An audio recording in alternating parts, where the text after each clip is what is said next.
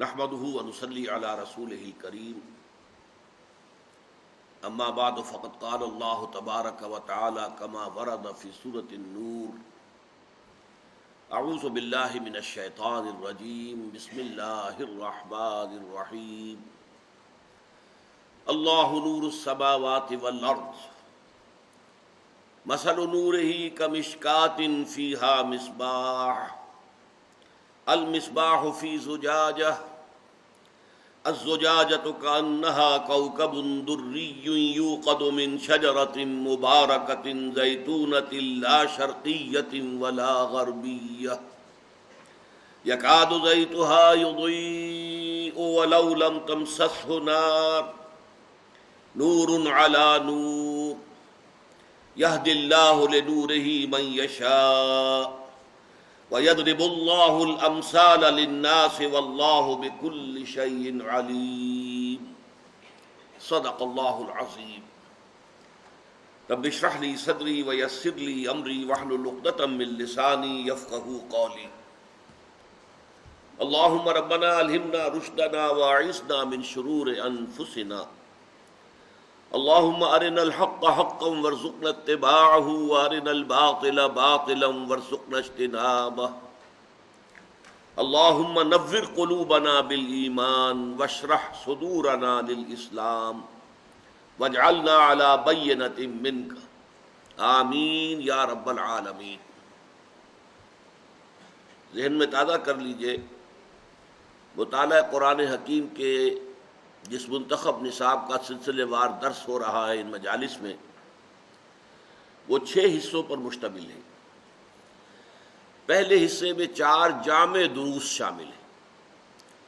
سورۃ العصر ایک مکمل لیکن نہایت مختصر سورت، پھر آیت البر ایک آیت لیکن طویل آیت، پھر ایک رکوع سورہ لقمان کا دوسرا رکوع مکمل رکوع، پھر سورہ حامیم السجدہ کی آیات جو 2 رکوعوں میں پھیلی ہوئی تھی۔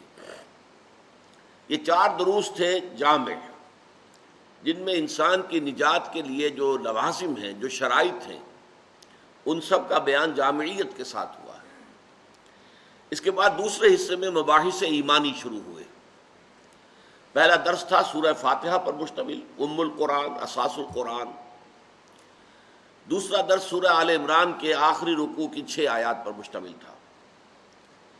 پھر ہم نے ایک خاکے کی شکل میں ایمان کی اقسام کے بارے میں گفتگو کی کہ ایک ایمان ہے قانونی ایمان، جس کی بنیاد پر ہم دنیا میں ایک دوسرے کو مسلمان سمجھتے ہیں۔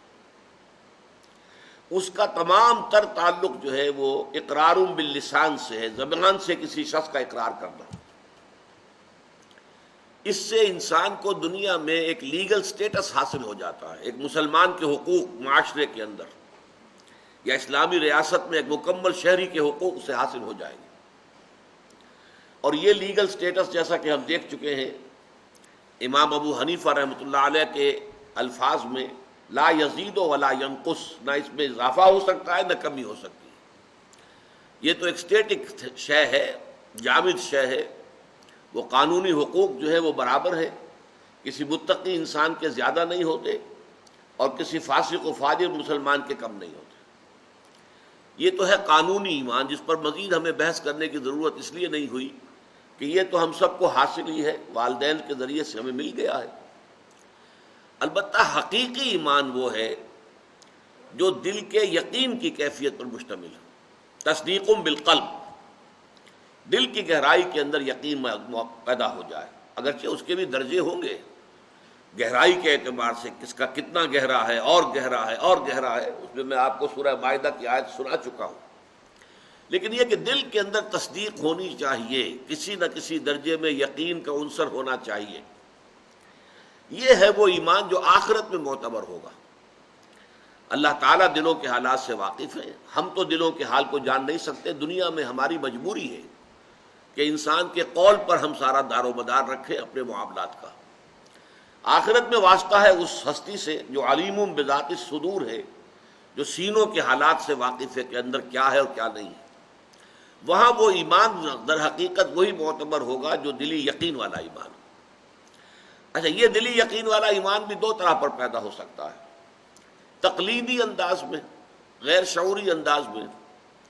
آپ نے اگر اسلام قبول کر لیا ہے اور اب اسلام کے احکام پر عمل کرتے رہیں تو اس تسلسل عمل کے نتیجے میں بھی ایک یقین کی کیفیت پیدا ہو جاتی ہے۔ یا اگر اصحاب یقین کی صحبت آپ کو میسر آتی رہے تو ان کے قرب اور صحبت کی وجہ سے بھی ایک یقین کی کیفیت پیدا ہو جائے گی، لیکن یہ غیر شعوری ایمان ہوگا، اس میں کوئی انٹلیکچوئل ایلیمنٹ نہیں ہوگا، فہم کا، بصیرت کا کوئی عنصر شامل نہیں ہوگا۔ دوسرا ہے اکتسابی ایمان، جو انسان اپنے غور و فکر، سوچ و بچار کے نتیجے میں حاصل کرتا ہے، اور وہ در حقیقت شعوری ایمان ہے۔ قل ھذہ سبیلی ادعو الی اللہ علی بصیرۃ انا ومن اتبعنی۔ اس کے ذیل میں پھر ہم نے دیکھا کہ سورہ آل عمران کی آخری آیات میں اور اس سے پہلے سورہ بقرہ کے 20ویں رکوع کی طویل آیت میں پہلی حقیقت یہ واضح کی گئی کہ جہاں تک اللہ پر ایمان کا تعلق ہے وہ کسی منطقی دلیل سے، کسی سائنسی دلیل سے ثابت نہیں کیا جا سکتا۔ اللہ کا وجود، اللہ کی ہستی، یہ کسی منطقی دلیل سے یا کسی سائنٹیفک آرگومنٹ سے ثابت نہیں کی جا سکتا۔ یہ تو ایک ہی طریقہ ہے کہ وہ اندر انسان کے موجود ہے، صرف ذہول کا اور نسیان کا، بھول کا پردہ طاری ہو گیا، لہذا آیات کے حوالے سے یاد دلایا جاتا، دیکھو کوئی یاد آیا تمہیں، فلاں شے کو دیکھو، یہ اللہ کی آیت ہے، اللہ یاد آ گیا۔ تو اگر تو وہ یاد آئے گا تو اندر سے یاد آئے گا، آپ باہر سے ایمان باللہ کسی کے دل میں داخل نہیں کر سکتے، کوئی تدبیر نہیں۔ اسی لیے آیات کا لفظ قرآن مجید میں آیا۔ آیت کہتے نشانی کو ہے، نشانی وہ شے ہوتی ہے جسے دیکھ کر کوئی شے یاد آ جائے، وہ یاد آنا سپونٹینیس ہوتا ہے، از خود ہوتا ہے، اس میں کوئی اور جو ہے آپ تکلف کے ذریعے سے نہیں کر سکتے۔ اسی لیے فذکر انما انت مذکر لست علیہم بمسیطر، اے اللہ کے نبی آپ تو یاد دہانی کی کوشش کیجئے، اور آپ کا کام صرف یاد دہانی کرانا ہے، آپ کو داروغہ نہیں ہے، آپ ان سے اللہ کی ہستی کو منوا نہیں سکتے، وہ تو ان کے اپنے اندر سے ابھرے گا۔ البتہ یہ کہ اس کے بعد پھر منطقی دلائل بھی اس میں شامل ہوتے ہیں، تو پھر ایمان باللہ کے بعد ایمان بالآخرہ، اور پھر جب کسی نبی یا نبی کے امتی داعی کی آواز کان میں پڑتی ہے، وہ انہی امور کی دعوت دے رہا ہے۔ ربنا اننا سمعنا منادیا ینادی للایمان ان آمنوا بربکم فآمنا، تو ہم ایمان لے آئے۔ یہ ایمان سمعی ہے، ایمان بالرسالت۔ اب در حقیقت اسی مفہوم کو سورہ نور کی جو آیات ہیں ان کے اندر، آیات نور یہ مشہور ہیں قرآن مجید کی آیات، اور بہت یوں سمجھیے کہ فضیلت والی ہیں، ان میں ایک تمثیل کے پیرائے میں بیان کیا گیا ہے۔ اس کو یوں سمجھیے، یعنی یہ جو سورہ آل عمران کا رکوع تھا اور اب جو ہم پڑھنے چلے ہیں سورہ نور کا 5واں رکوع، ایک حقیقت کو دو مختلف اندازوں میں پیش کیا گیا، دو اسلوب مختلف ہیں۔ ان دونوں اسالیب کا جو فرق ہے وہ یوں سمجھیے کہ حصول معرفت کے دو راستے ہیں۔ ایک راستہ ہے خارج کے دنیا کا مطالعہ، مشاہدہ، کھول آنکھ، زمین دیکھ، فلک دیکھ، فضا دیکھ، مشرق سے ابھرتے ہوئے سورج کو ذرا دیکھ، یہ آیات آفاقیہ جو پھیلی ہوئی ہے، ان کو انسان دیکھتا ہے اور کوئی یاد آتا ہے کہ یقیناً کوئی ہستی ہے، کوئی معشوق ہے اس پردہ زنگاری میں، کوئی نہ کوئی ہے، ردائے لالا گل پردہ ماہو انجم، جہاں جہاں وہ چھپے ہیں عجیب عالم ہے، کوئی ہستی ہے ان کے پیچھے۔ اور ایک یہ ہے کہ اپنے من میں ڈوب کر پا جا سراغ زندگی۔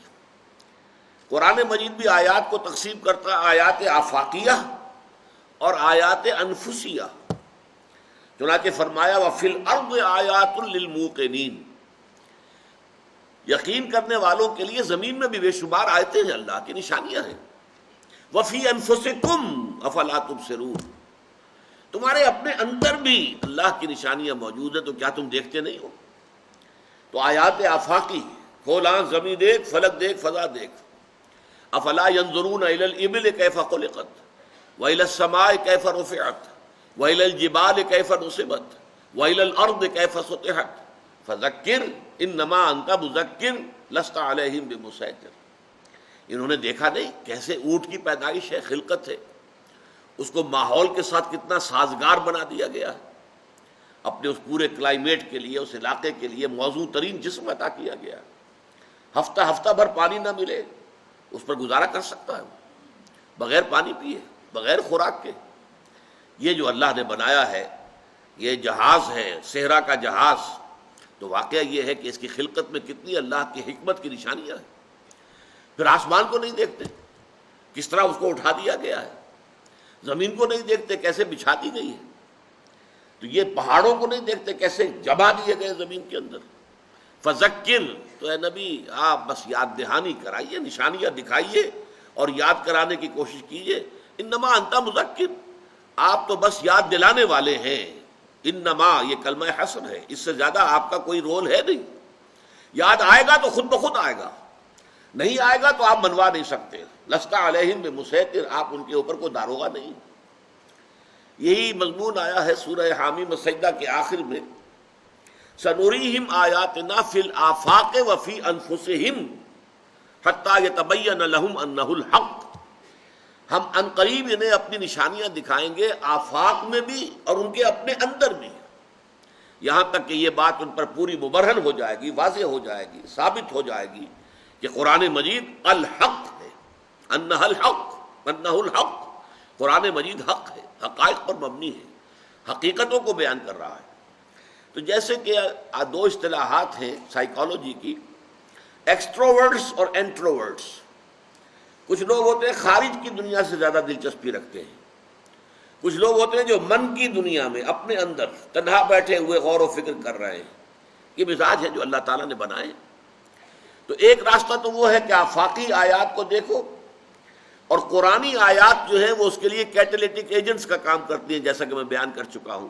توجہ دینا، دیکھو بھائی، آسمان کو نہیں دیکھتے، زمین کو نہیں دیکھتے، سورج کو نہیں دیکھتے، چاند کو نہیں دیکھتے، اونٹ کو نہیں دیکھتے، ان کو دیکھو کوئی تمہیں یاد آئے گا. اور ایک وہ ہے جو اپنے من کے اندر، اقبال جیسے کہتے ہیں، اپنے من میں ڈوب کر پا جا سراغ زندگی. اتفاق کی بات یہ ہے کہ اس سے پہلے بھی کانٹ کا ذکر یہاں ہوا ہے. کانٹ نے بھی بالآخر اپنی ساری بحثوں کو سمپ کر کے کہا ہے کہ اللہ تعالیٰ کی ہستی کے بارے میں دو شواہد ہیں اہم ترین، the starry heavens above and the moral law within. اب یہاں بھی دیکھیے کہ ایک ہے خارج کا، آفاق کا معاملہ، یہ ستاروں بھرا آسمان، یہ اللہ تعالیٰ کی نشانی ہے. And the moral law within, moral law, انسان کے اپنے اندر ایک ضابطۂ اخلاق موجود ہے. انسان جانتا ہے بائی از ویری نیچر کہ یہ شے بری ہے، یہ اچھی ہے، یہ گڈ ہے، یہ ایول ہے، یہ خیر ہے، یہ شر ہے. مورل لا انسان کے اندر ہے، اور اس کو ہم نے دیکھا کہ اس کو قرآن مجید اس کو استعمال کرتا ہے ایمان بالآخرت کے استدلال میں. اگر نیکی نیکی ہے اور بدی بدی ہے، وہ بات غلط ہے کہ نتھنگ از گڈ اور bad, only thinking makes it so. No, بدی بدی ہے، نیکی نیکی ہے، خیر خیر ہے، شر شر ہے. تو ظاہر بات ہے کہ گندم از گندم بے رویا جو سے جو، نیکی کا نتیجہ اچھا نکلنا چاہیے، بدی کا برا نکلنا چاہیے. دنیا میں ہم دیکھتے ہیں کہ ایسا نہیں ہو رہا، الٹا ہو رہا ہے بلکہ. لہذا ایک اور عالم کی ضرورت ہے جس میں یہ مورل لا پورے طور پر ایفیکٹو ہو. یہ جو دنیا ہے، یہ عالم دنیا، یہ فزیکل لاز کے اعتبار سے مکمل ہے، کامل ہے. آپ سنکھیا کھائیں گے مر جائیں گے، چاہے آپ نے غلطی سے کھایا تھا، اس سے کوئی فرق نہیں پڑے گا. آپ نے اسے کچھ اور شے سمجھا تھا، آپ کھا بیٹھے سنکھیا، تو آپ کے سمجھنے نہ سمجھنے سے اس پر کوئی فرق واقع نہیں ہوگا، بہت واقع ہو جائے گا.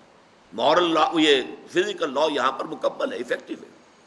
لیکن آپ جھوٹ بولیں گے، آپ کی زبان پر چھالا بھی نہیں پڑے گا. آپ حرام کی کمائی کھائیں گے، آپ کے پیٹ میں درد بھی نہیں ہوگا. لہذا مورل لا جو ہے وہ ایفیکٹو نہیں ہے، آپریٹو نہیں ہے. اس کے لیے ایک اور عالم چاہیے. تو اس کے لیے دلیل جو ہے وہ مورل لا جو ہے بنیاد ہے.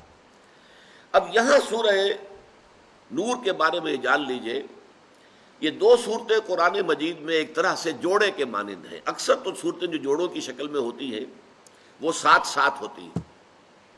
سورہ مزمل، سورہ مدثر، قل اعوذ برب الفلق، قل اعوذ برب الناس، یا ایھا النبی لما تحرم ما احل اللہ لک، یا ایھا النبی اذا طلقتم النساء فطلقوهن لعدتهن، سورہ صف ہے، سورہ جمعہ ہے، جوڑے کی شکل میں ہے۔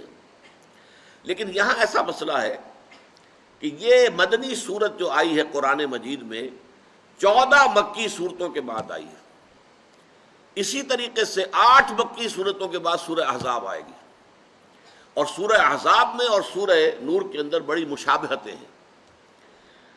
پردے کے ابتدائی احکام جو ہے سورہ احزاب میں آئے، تکمیلی احکام سورہ نور میں آئے۔ یہ جو مدنی دور ہے حضور کی حیات دنیاوی کا، اس کا جو درمیانی زمانہ ہے، یہ اس دور کی صورتیں آپس میں جوڑے کی شکل میں، یہ بھی 9 رکوعوں پر مشتمل ہے، وہ بھی 9 رکوعوں پر مشتمل ہے۔ اس کے بھی درمیان میں، وہ میں بعد میں آپ کو سناؤں گا آیت، بڑی جامع آیت آئی ہے، اور یہاں بھی بالکل درمیان میں 5واں رکوع، اور 5واں رکوع یوں سمجھیے کہ جیسے کوئی انگوٹھی ہوتی ہے کہ یہاں اس کے کوئی ہیرا لگا ہوا ہے، کوئی اور نگینہ ہے، اور دونوں سائڈز کے اوپر پھر ظاہر بات ہے کہ وہ تو صرف گھیراؤ ہے۔ اسی طریقے سے یہ آیات نور جو ہیں یہ اس ہیرے اور نگینے کے مانند ہیں جو اس سورہ نور کے عین وسط کے اندر ہمیں ٹنگا ہوا نظر آ رہا ہے۔ اس میں تمثیل کے پیرائے میں اللہ تعالیٰ کی معرفت کے بارے میں بیان کیا گیا، اللہ نور السماوات والارض۔ لیکن اس سے پہلے ایک بات اور صاحب کو سمجھ لیجئے، قرآن مجید میں اور دوسری بھی کتب سماویہ میں تمثیل جو ہے اور تمثیلات کا معاملہ بہت کثرت کے ساتھ آیا۔ اگر آپ بائبل، اور خاص طور پر اس میں سے میری مراد جو ہے وہ انجیل ہے، یہ جو گاسپلز ہیں، 4 انجیلیں جو ہیں، اگر ان کو پڑھیں گے تو دیکھیں گے کہ حضرت عیسیٰ علیہ السلام تمثیل کے پیرائے میں بہت گفتگو کرتے تھے، بلکہ پوچھا بھی ہے آپ کے حواریین میں سے کسی نے کہ آپ بہت تمثیل کے انداز میں بات کرتے ہیں، فرمایا تاکہ وہی لوگ سمجھیں کہ جن کا سمجھنا مفید ہے۔ لیکن یہ جو اصولی طور پر بات ہے اس کو یوں سمجھ لیجئے کہ بہت سے مضامین ایسے ہیں جو بہت ہی لطیف ماورائی حقائق جو ہیں کائنات کے، وہ ہمارے ذہن میں بھی نہیں آ سکتے پورے طور پر، اور جب ہمارے ذہن میں پورے طور پر نہیں آتے، ہمارے مشاہدے کی دنیا سے باہر سے تعلق رکھتے ہیں، تو ہماری زبان میں بھی اس کو ایکسپریس کرنے کے لیے الفاظ موجود نہیں ہیں۔ ہماری زبان جو ہے وہ ہمارے مشاہدات پر مبنی ہے، مشاہدات سے بنی ہے۔ آپ نے ایک چیز دیکھی، اس کا ایک نام رکھا، ایک اور شے دیکھی، اس کو ایک اور نام دے دیا۔ جو ہم دیکھ رہے ہیں مشاہدات ہیں، اسی سے ہماری زبان جو ہے وہ پروان چڑھ رہی۔ تو وہ ماورائی حقائق جو ہیں، میٹافزیکل ٹروتھس جو ہائیسٹ، نہایت سٹل، ان کا معاملہ یہ ہے کہ وہ ہماری زبان میں ادا ہونے کے قابل نہیں، اور ہمارے ذہنوں کے اندر یہ صلاحیت نہیں کہ ان کی پوری گرفت کر سکیں۔ لیکن دوسری طرف یہ بھی ضروری ہے کہ کوئی نہ کوئی اندازہ ان کا انسان کو ہونا چاہیے۔ اگر نہ ہو، اگر نہ معلوم ہو کہ مرنے کے بعد جی اٹھنا ہے، نہ معلوم ہو کہ جنت بھی ہے، دوزخ بھی ہے، تو ظاہر بات ہے کہ پھر ہمارا طرز عمل درست نہیں رہے گا۔ ہمیں معلوم ہونا چاہیے۔ لہذا اگرچہ پورا تصور ہم نہیں کر سکتے، فرشتے کا ہم تصور کر ہی نہیں سکتے، فرشتے کی ہستی کا، یعنی اللہ تعالیٰ کی ذات تو وراء الورا ثم وراء الورا ثم وراء الورا ہے، فرشتے کی ہستی کا تصور ممکن نہیں ہمارے لیے۔ آپ کے علم میں ہونا چاہیے کہ حضور نے بھی زندگی میں صرف 2 مرتبہ حضرت جبرائیل کو ان کی اصل ملکی شکل میں دیکھا ہے، ورنہ جب بھی حضرت جبرائیل آتے تھے حضور کے پاس انسانی شکل میں آتے تھے۔ حضرت دحیہ کلبی رضی اللہ تعالیٰ عنہ ایک نہایت حسین صحابی تھے، اکثر و بیشتر ان کی شکل اختیار کر کے حضرت جبرائیل آتے تھے۔ صرف 2 مواقع پر آپ نے دیکھا حضرت جبرائیل کو ان کی اصل شکل میں۔ ایک مرتبہ جب آپ غار حرا سے اتر رہے تھے نیچے جبل نور سے، تو آواز آئی یا محمد۔ آپ نے دیکھا آگے پیچھے کوئی نہیں ہے، گھبرائے بھی تھوڑا سا خوف طاری ہوا، یہ کیا معاملہ ہے۔ پھر چلے، پھر آواز آئی یا محمد، پھر آپ نے دیکھا کوئی نظر نہیں آیا۔ تیسری مرتبہ آواز آئی تو اچانک آپ کی نگاہ اٹھ گئی۔ اب آپ نے دیکھا حضرت جبرائیل کو پورا افق بھرا ہوا تھا، ایک کرسی پر بیٹھے ہوئے، لیکن اس کیفیت کے ساتھ کہ پورا افق ہورائزن ٹوٹلی وہ آکوپائڈ تھا ان کے وجود سے۔ تو اس ملکی شکل میں حضور نے ایک اس وقت دیکھا ہے، اور خوف طاری ہوا آپ پر، اور آپ نے گھر میں آ کر کہا زملونی زملونی، مجھے کپڑا اڑا دو۔ اس کے بعد وہ سورہ مدثر کی آیات نازل ہوئی، یا ایھا المدثر قم فانذر وربک فکبر وثیابک فطہر والرجز فاہجر ولا تمنن تستکثر ولربک فاصبر۔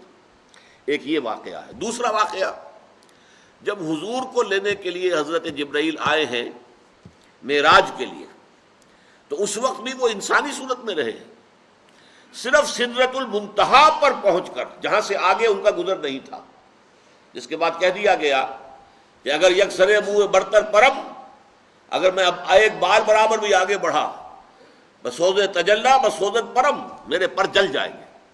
اس کے بعد حضور گئے ہیں تنہا آگے۔ اس موقع پر بھی حضرت جبرائیل نے اپنے آپ کو ریویل کیا ہے اپنی پوری ملکی شان کے ساتھ۔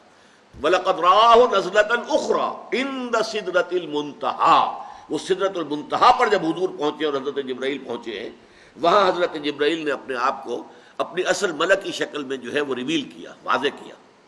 تو حضور نے بھی صرف 2 مرتبہ دیکھا ہے، تو ہم کیا تصور کریں گے؟ لیکن یہ کہ ان چیزوں پر ایمان ضروری ہے، فرشتے پر ایمان ہے، جنت پر ایمان ہے، دوزخ پر ایمان ہے، لہذا اس کے لیے قرآن مجید میں تمثیلات کا پیرایا اختیار کیا گیا، مثال کے ذریعے سے، تاکہ چاہے آپ پوری بات نہ سمجھ سکیں، کچھ نہ کچھ دھندلا سا اثر آپ کے تاثر آپ کے ذہن پر قائم ہو جائے۔ اسی لیے یہاں فرمایا جو آیت ہم پڑھ رہے ہیں اس کے آخر میں، وَيَضْرِبُ اللَّهُ الْأَمْثَالَ لِلنَّاسِ، اللہ تعالیٰ لوگوں کے لیے مثالیں بیان کرتا ہے، اللہ کو ضرورت نہیں ہے۔ اللہ کو تو ہر شے کا علم ہے، کما حقہ، جیسے کہ فی نفسہ وہ شے ہے، اللہ جانتا ہے، لیکن انسانوں تک اس کا علم منتقل کرنا ان کے محدود ذہن اور ان کی محدود زبان کے پیش نظر ممکن نہیں ہے۔ اس لیے یضرب اللہ الامثال للناس واللہ بکل شیء علیم، اور اللہ تعالیٰ ہر چیز کا علم رکھتا ہے۔ تو یہاں جو تمثیل آئی ہے، اللہ نور السماوات والارض، اللہ آسمانوں اور زمین کا نور ہے۔ پہلی بات تو یہاں نوٹ کر لیجئے کہ اس نور سے مراد وہ لائٹ نہیں ہے جس سے فزکس میں بحث کی جاتی ہے۔ یہ فزیکل لائٹ ہے، اصل میں اس کا تعلق عالم خلق سے ہے، اگرچہ یہ ہے کہ عالم خلق اور عالم امر کے درمیان کی ایک شے بنتی ہے۔ یہ وہ شے ہے جس کے بارے میں اب تک تو یہ کہا جاتا رہا ہے، ایک ہی شے ہے جو کانسٹنٹ ہے اس کائنات کے اندر، 1,86,000 میل پر سیکنڈ اس کی رفتار ہے، جس میں کہیں کوئی فرق واقع نہیں ہوتا۔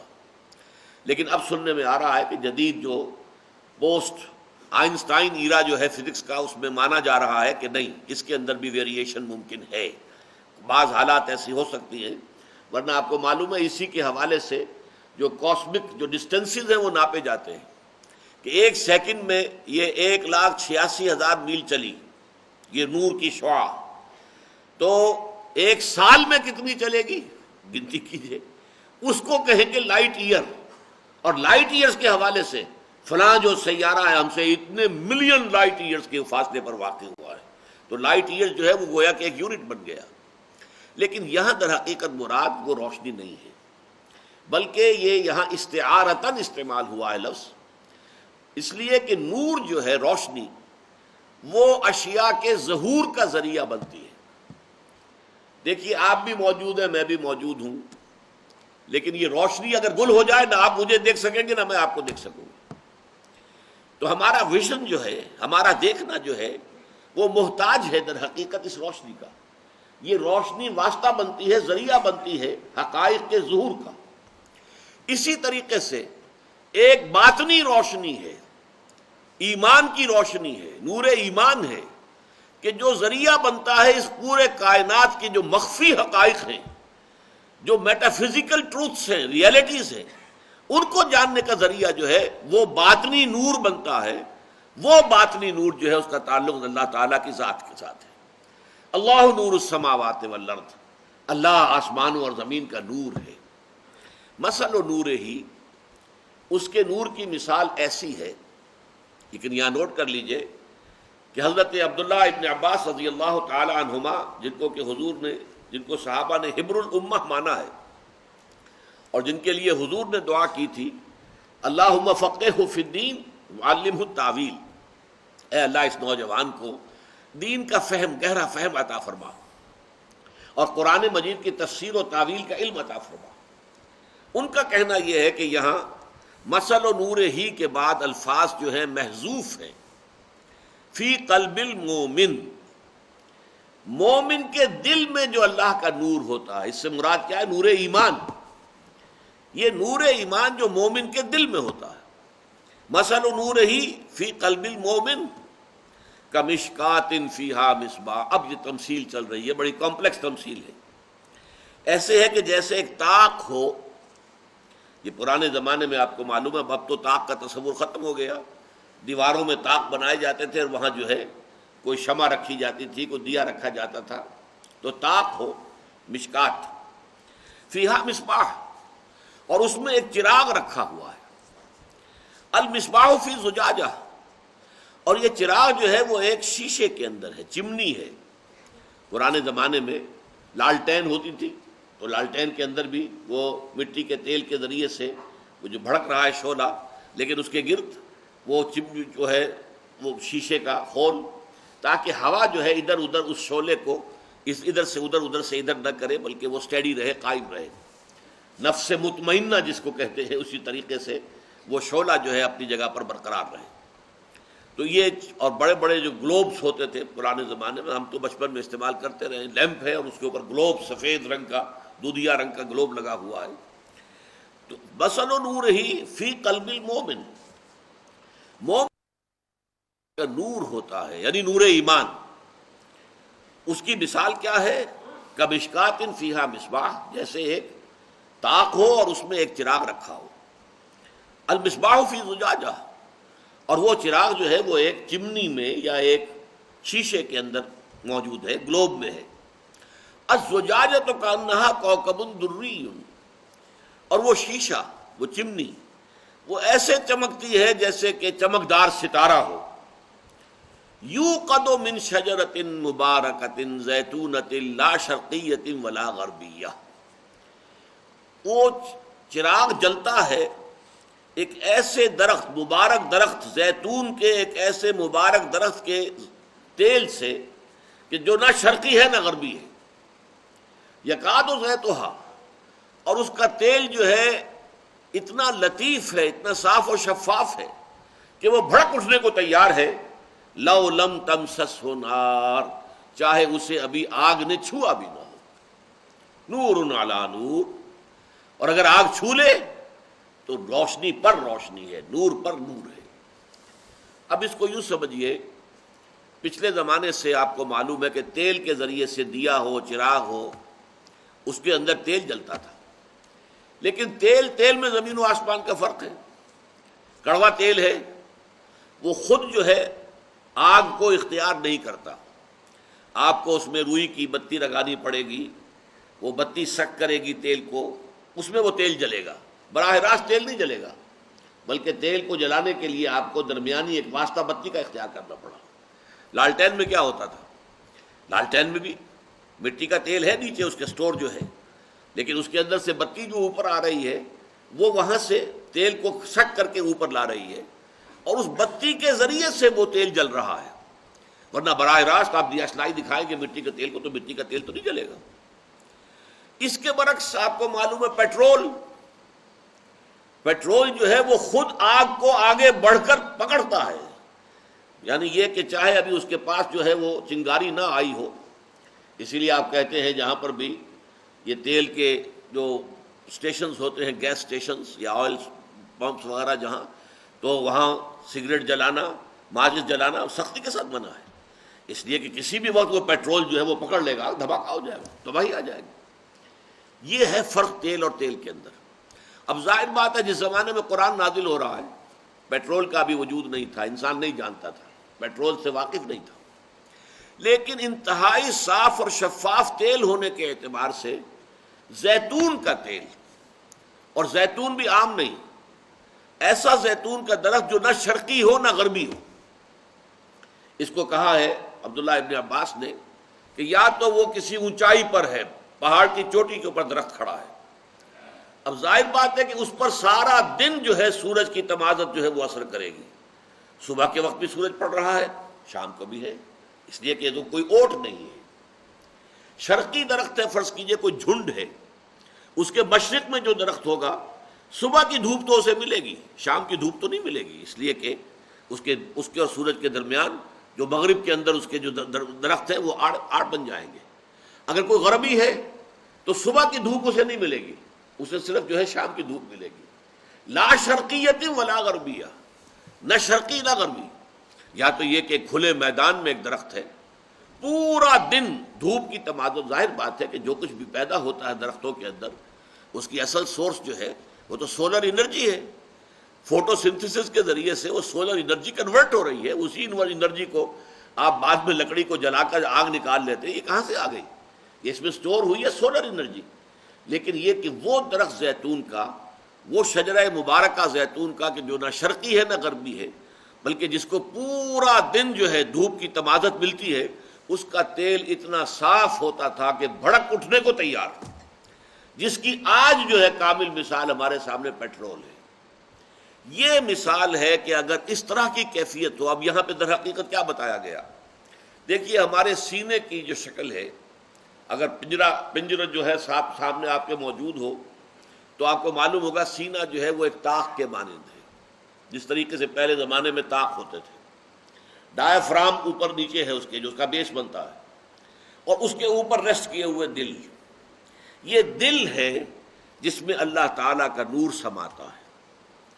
حدیث میں آتا ہے لم یسانی ارضی ولا سمائی ولکن یسانی قلب عبد المومن، میں نہ آسمانوں میں سما سکتا ہوں نہ زمین میں سما سکتا ہوں، لیکن اپنے بندہ مومن کے دل میں سما جاتا ہوں۔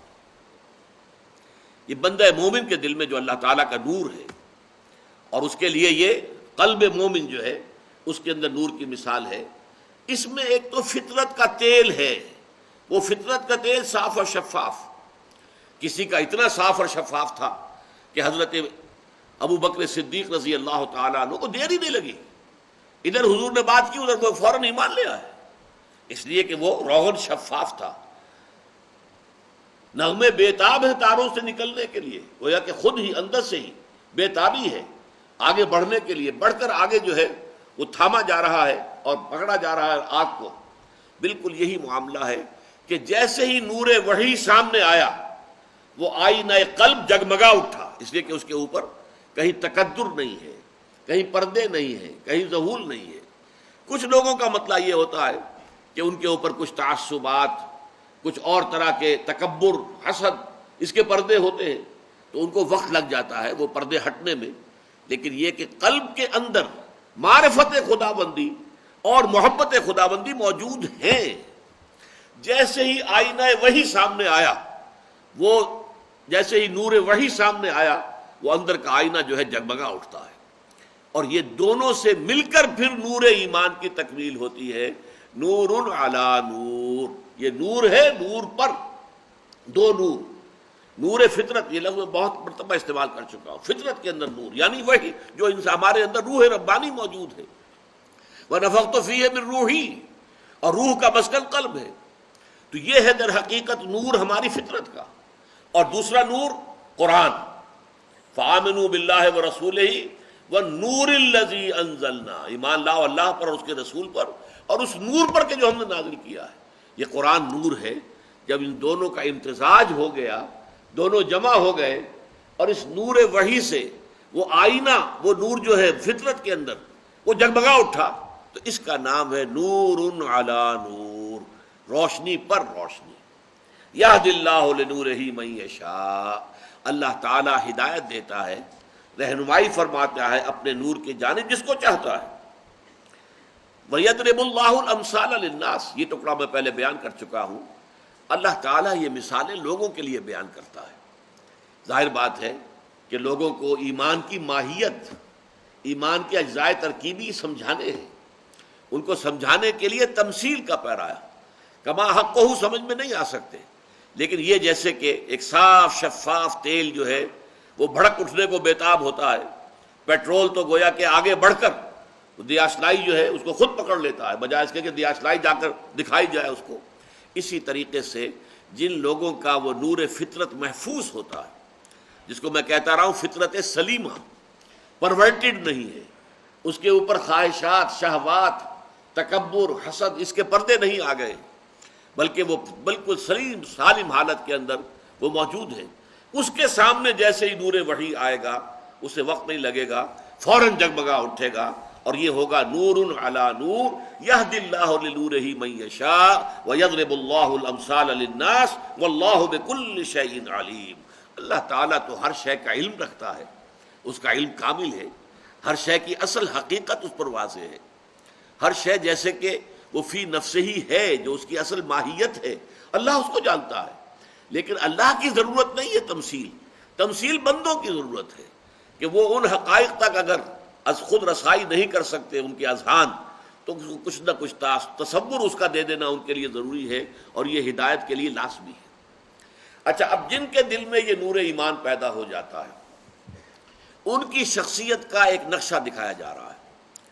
یہاں بھی یاد کیجئے، سورہ آل عمران کے آیات میں بھی آیا تھا، جن لوگوں کے ایمان کا وہاں تذکرہ کیا گیا، اس کے بعد ان کی شخصیت، ان کے کردار کا ایک نقشہ دکھایا گیا۔ فالذین ہاجروا واخرجوا من دیارہم واوذوا فی سبیلی وقاتلوا وقتلوا، جہاد، قتال، اللہ کی راہ میں جانے دینا، تکلیفیں جھیلنا، برداشت کرنا، پرسیکیوشن کو برداشت کرنا، ٹارچر کو برداشت کرنا، بھوک کو برداشت کرنا۔ وَلَنَبْلُوَنَّكُمْ بِشَيْءٍ مِّنَ الْخَوْفِ وَالْجُوعِ وَنَقْصٍ مِّنَ الْأَمْوَالِ وَالْأَنفُسِ وَالثَّمَرَاتِ۔ اب یہ ایک تصویر کا رخ ہے، اس کا تعلق خارج سے ہے۔ خارج میں باطل کے ساتھ کشاکش، باطل سے مقابلہ، باطل کے ساتھ آنکھوں میں آنکھیں ڈال کر اسے چیلنج کرنا، یہ خارج کا معاملہ ہے۔ یہاں آپ دیکھیں گے، چونکہ میں نے کہا تھا وہ ایکسٹروورٹس کا معاملہ تھا، یہاں انٹروورٹس کا معاملہ ہے۔ یہ جو داخل اپنے من میں ڈوب کر پاجا سراغ زندگی والا جو معاملہ آیا ہے ایمان کی حقیقت کے اعتبار سے، یہاں ایمان کا ظہور کس شکل میں ہو رہا ہے؟ فی بیوت اذن اللہ ان ترفع ویذکر فیہا اسمہ، ان گھروں میں جن کے بارے میں اللہ نے حکم دیا ہے کہ انہیں بلند کیا جائے اور ان میں اس کا نام لیا جائے، یاد کیا جائے، اس کے نام کی مالا جپی جائے۔ یسبح لہ فیہا، وہ لوگ جن کے دلوں میں یہ نور ایمان پیدا ہو جاتا ہے، وہ ان گھروں میں اللہ کی تسبیح میں مصروف رہتے ہیں، بالغدو والآصال، صبح کے وقت بھی اور شام کے اوقات میں بھی۔ رجال، وہ جواں مرد، لا تلہیہم تجارت ولا بیع عن ذکر اللہ، جنہیں غافل نہیں کر سکتی نہ کوئی تجارت، کوئی کاروبار، کوئی دھندا، نہ کوئی خرید و فروخت، کوئی سودا، عن ذکر اللہ، اللہ کی یاد سے، واقام الصلاۃ، اور نماز کے قائم کرنے سے، وایتاء الزکاۃ، اور زکوٰۃ کے ادا کرنے سے۔ اور اس سب کے باوجود یخافون یوما تتقلب فیہ القلوب والابصار، وہ ڈرتے رہتے ہیں اس دن کے تصور سے، لرزاں و ترساں رہتے ہیں جس دن کے نگاہیں اور دل الٹ جائیں گے، یعنی قیامت کا دن۔ لیجزیہم اللہ احسن ما عملوا، جس کا نتیجہ کیا نکلے گا؟ یہ لام عاقبت ہے کہ اللہ تعالیٰ بہترین اجر اور جزا عطا فرمائے گا انہیں ان کے اعمال کی۔ وَيَزِيدَهُم مِّن فَضْلِهِ، ان کے اعمال کا بھرپور صلہ تو دے گا، وہ تو حساب کتاب سے ہوگا۔ پھر وَيَزِيدَهُم مِّن فَضْلِهِ، وہ اپنے فضل سے اور اس میں اضافہ کرے گا۔ وَاللَّهُ يَرْزُقُ مَن يَشَاءُ بِغَيْرِ حساب، اللہ تعالیٰ دیتا ہے جس کو چاہتا ہے بغیر حساب کے۔ دیکھیے اب یہ دو رخ آ گئے ہیں بندہ مومن کی شخصیت اور کردار کے، دو رخ۔ ایک کردار ہے خارجی، ایک کردار ہے داخلی، اندر اللہ کی محبت، اللہ کے ذکر سے اطمینان کا ہونا، اللہ کی محبت میں اور اللہ کے ذکر میں کسی شے کو آڑے نہ آنے دینا، کاروبار دنیاوی ہو، کوئی اور سودا ہو، لین دین ہو، کہیں بھی اللہ کے ذکر سے جو ہے وہ شے انسان کو باز نہ رکھ سکے، اور پھر بھی خوف، لرزاں و ترساں، ان کی زندگی کا یہ سارا نقشہ جو ہے دیا جا رہا، یہ ایک پکچر ہے۔ اور بندہ مومن کی شخصیت کی مکمل تصویر ان دونوں کو جوڑنے سے بنتی ہے۔ ہوتا یہی ہے اکثر و بیشتر، بعض لوگوں کا رجحان اس پہلے رخ کی طرف زیادہ ہوتا ہے، دوسرے کی طرف کم ہوتا ہے، بعض کا دوسرے کی طرف زیادہ ہے، پہلے کی طرف کم ہے۔ لیکن یہ کہ بالکل فارغ اور خالی رہ جانا، ایک یک رخی شخصیت، وہ اسلام کو مطلوب نہیں ہے۔ اسلام کو وہ شخصیت مطلوب ہے جو ایک طرف فالذین ہاجروا واخرجوا من دیارہم واوذوا فی سبیلی وقاتلوا وقتلوا، لَأُكَفِّرَنَّ عَنْهُمْ سَيِّئَاتِهِمْ۔ اب دیکھیے وہاں نہ نماز کا ذکر ہے، نہ ذکر کا ذکر ہے، اللہ کی یاد کا ذکر ہے، کچھ ذکر نہیں۔ لیکن دوسرا رخ کیا ہے؟ فی بیوت نذر اللہ ان ترفع ویذکر فیہا اسمہ، ان گھروں میں مراد ہے مساجد۔ یہ مساجد کے بارے میں ایک قول نقل کیا حضرت عبداللہ ابن عباس کا امام راضی نے کہ یہ مساجد جو ہے یہ اللہ تعالیٰ کے نور کے مراکز ہیں، اور جس طرح تم آسمان پر ستاروں کو چمکتے ہوئے دیکھتے ہو، آسمان والوں کو زمین میں یہ مسجدیں جو ہیں چمکتی ہوئی نظر آتی ہیں۔ نور ربانی جو ہے در حقیقت جہاں اللہ کی یاد کی جا رہی ہے، نماز پڑھی جا رہی ہے، آسمان والے دیکھتے ہیں زمین کو تو وہاں یہ مسجدیں ستاروں کے مانند چمکتی ہوئی نظر آتی ہیں۔ فی بیوت نذر اللہ ان ترفع، انہیں بلند کیا جائے۔ مسجدوں کے بارے میں یہ ضرور ہے کہ ان کی ایک حیثیت نمایاں ہونی چاہیے، بہت زیادہ تکلف تو نہیں ہے جو بھی ہمارے ہاں آج کل ہو رہا ہے، تصنع اور تکلف اور آرائشیں، یہ نہیں، سادہ، لیکن یہ کہ وہ محسوس ہونا چاہیے جو بھی آبادی ہے اس میں ایک نمایاں مقام معلوم ہو، نمایاں حیثیت نظر آئے۔ کبھی کبھی ٹرین پر سفر کرتے ہوئے یہ نقشہ نظر آتا ہے، کسی گاؤں کے پاس سے گاڑی گزر رہی ہے، کچے گھروں دے ہیں لیکن ساتھ درمیان میں ایک مسجد جو ہے وہ نمایاں نظر آ رہی ہے، وہ دوسرے گھروں سے بلند ہے، چاہے وہ کوئی زیادہ خود نہیں، کوئی بڑی عالیشان نہیں ہے، لیکن اپنی آبادی کے اعتبار سے اس کا جو ایک نمایاں حیثیت جو ہے وہ نظر آ رہی ہے۔ تو فی بیوت نذر اللہ ان ترفع ویذکر فیہا اسمہ، اور پھر اس میں ذکر کیا جائے، اللہ تعالیٰ کے نام کی مالا جپی جائے، بالغدو والآصال۔ غدو جو ہے یہ مصدر ہے اس لیے اس کی جمع نہیں آتی، آصال اصیل کی جمع ہے، شاموں، اصیل کہتے ہیں شام کو، شاموں میں مراد یہ ہے کہ شام کے اوقات میں آپ کو معلوم ہے نمازیں متعدد ہیں، اور صبح کا نصف جو ہے دن، نصف النہار پر اگر آپ تقسیم کریں گے دن کو تو نصف النہار سے پہلے ایک نماز ہے صرف فجر کی نماز، باقی وقت جو ہے اللہ تعالیٰ نے خالی چھوڑ دیا ہے میرے اور آپ کے لیے، جو بھی دنیاوی دھندے ہیں، جو بھی کاروبار معاش ہے اس کے اندر لگی ہے۔ لیکن اقم الصلاۃ لدلوک الشمس الی غسق اللیل وقرآن الفجر، جیسے ہی سورج ذرا ڈھلکا، اب ظہر آ گئی، اب عصر آ گئی، اب مغرب آ گئی، اب عشاء آ گئی، وہ تابڑ توڑ، اور آپ کو معلوم ہے سردیوں میں تو ایسا معلوم ہوتا ہے کہ تو چل میں آیا، ایک نماز سے فارغ ہوئے نہیں کہ دوسری نماز کا وقت تیار ہے، تو یہ کیفیت ہو جاتی ہے۔ لہذا بالغدو والآصال رجال لا تلہیہم تجارت ولا بیع عن ذکر اللہ، اب رجال کا لفظ آیا، وہ جوان مرد، ہمت کی ضرورت ہے، اللہ کے ساتھ ایسے لو لگا لینا کہ کوئی شے جو ہے مانے نہ ہو سکے ذکر الہی میں اور نماز میں اور زکوٰۃ کی ادائیگی میں، اس کے لیے بڑی ہمت درکار ہے۔ وہ جوان ہمت لوگ، وہ جوان مرد لوگ جنہیں غافل نہیں کر سکتی نہ کوئی تجارت اور نہ ہی کوئی سودا لین دین عن ذکر اللہ، اللہ کی یاد سے، و اقام الصلاۃ اور نماز کی ادائیگی سے، و ایتاء الزکاۃ اور زکوٰۃ کی ادائیگی سے، اور اس سب کے باوجود ان کے دلوں کا حال کیا ہے، ان کا تواضع جو ہے اللہ کے سامنے، عاجزی، ان کا جس طریقے سے کیفیت اللہ کے سامنے ہے، یخافون یوما تتقلب فیہ القلوب والابصار، رقیق القلب ہے، ڈرتے رہتے ہیں اس دن کے تصور سے جس دن کے نگاہیں اور دل الٹ جائیں گے۔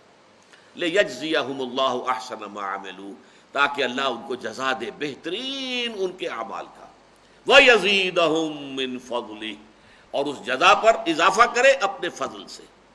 واللہ یرزق من یشاء بغیر حساب، اور اللہ تعالیٰ جس کو چاہتا ہے دینا تو پھر بغیر حساب دیتا ہے، اس کے فضل کا پھر کوئی حساب نہیں ہے۔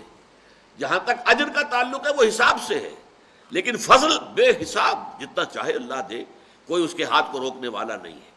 بارک اللہ لی ولکم فی القرآن العظیم ونفعنی وإیاکم بالآیات والذکر الحکیم۔